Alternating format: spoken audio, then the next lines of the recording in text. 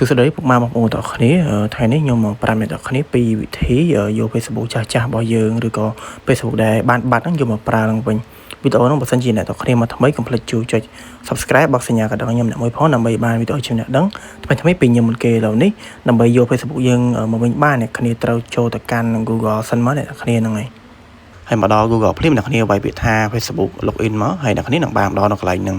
ហើយអ្នកគ្នាចុចលើពាក្យថា login នៅកន្លែងនេះមកអ្នកគ្នាហ្នឹងហើយពេលអ្នកទាំងគ្នាបានដល់នៅកន្លែងហ្នឹងអ្នកគ្នាចុចនៅកន្លែងពាក្យថា ផ្លេចលេខកូដឬក៏ចុចពាក្យថា forget password សម្រាប់អក្សរអង់គ្លេសអ្នកគ្នាយើងចុចកន្លែងក្រោមនេះហើយអ្នកគ្នាចាំ plate មកហើយមកដល់នេះអ្នកគ្នាធ្វើការដាក់លេខទូរស័ព្ទចាស់អ្នកគ្នានៅកន្លែងហ្នឹងមកហើយពេលអ្នកគ្នាដាក់ហើយ Facebook នឹងបង្ហាញ account Facebook អ្នកគ្នាតែម្ដងបើសិនជាអ្នកគ្នាធ្លាប់បង្កើត Facebook ដោយប្រើលេខទូរស័ព្ទចាស់មួយហ្នឹងអ្នកគ្នាឥឡូវនេះយើងធ្វើការដាក់លេខទូរស័ព្ទយើងនៅកន្លែងហ្នឹងមកអ្នកទាំងគ្នាហ្នឹងហើយឥឡូវនេះខ្ញុំបានដាក់លេខទូរស័ព្ទខ្ញុំហើយអ្នកគ្នាចុចបន្តទៅមុខទៀតមកហើយអ្នកទាំងគ្នាចាំមួយ plate មកអ្នកទាំងគ្នាហ្នឹងហើយមកដល់ហ្នឹងអ្នកគ្នាធ្វើការចុចលើ account Facebook អ្នកគ្នាមួយមកអ្នកគ្នាចង់បាន account មួយណាអ្នកគ្នាអាចចុចលើមួយ account មួយហ្នឹងបានដូចខ្ញុំចង់បាន account មួយនេះចឹងហើយយើងចុចលើហ្នឹង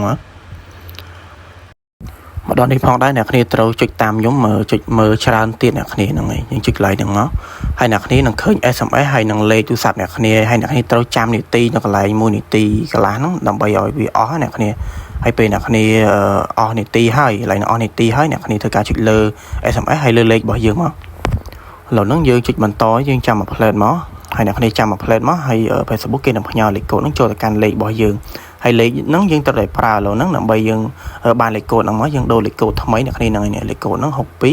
411ហើយនឹងលេខ9ហើយហ្នឹងហើយអ្នកគ្នាដាក់លេខកូដនៅកន្លែងហ្នឹងមកហើយបើសិនជាអ្នកគ្នាដាក់ហើយចុចបន្តអត់កើតអ្នកគ្នាធ្វើការចាំសន្ទុះហើយយកលេខកូដហ្នឹងម្ដងទៀត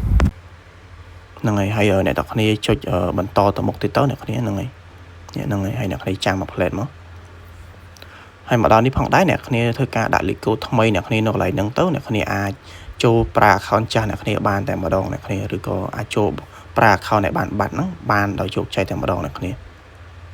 ឡូវនេះខ្ញុំបានដាក់លេខកូដខ្ញុំចូលហើយអ្នកគ្នាកុំភ្លេចចុច crease នៅកន្លែងនេះមួយផងហើយអ្នកគ្នាចុច continue មកដើម្បីយើងបន្តទៅមុខទៀត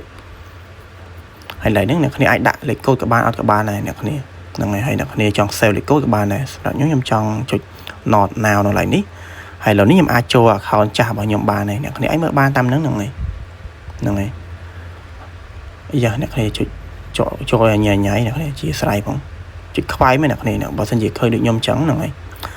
ហើយវីដេអូចែកម្លែកហ្នឹងក៏មានតែប៉ុណ្្នឹងផងដែរ